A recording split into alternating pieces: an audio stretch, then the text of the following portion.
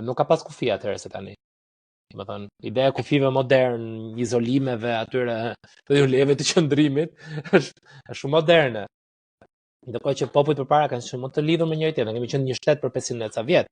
Nëse kishte asnjë kufi, mund të jetoje në Athinë, mund të shkoje, është më mirë se Bashkimi Evropian sot. Pra, në sensin, dy gjuhë që kanë jetuar, bashkëjetuar, kaq gjatë, kaq pranë, kanë dhënë nga njëra tjetra në mënyrë të padiskutueshme. Ka marrë shqipja nga greqishtja, ka marrë greqishtja nga shqipja.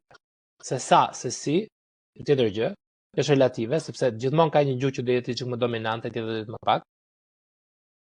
Kjo është e mira dhe e keqja. Është siç është, nuk është fakt. Kjo nuk e bën shqipen më të mirë se greqishtja, ashtu siç nuk e bën dhe greqishtën më të mirë se shqipja, faktikisht ka marrë njëra nga tjetra.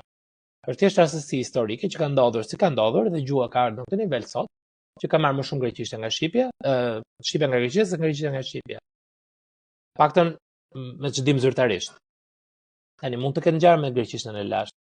Nuk e di, nuk e kam lexuar greqishtën e lashtë. Por fakti që, siç thash,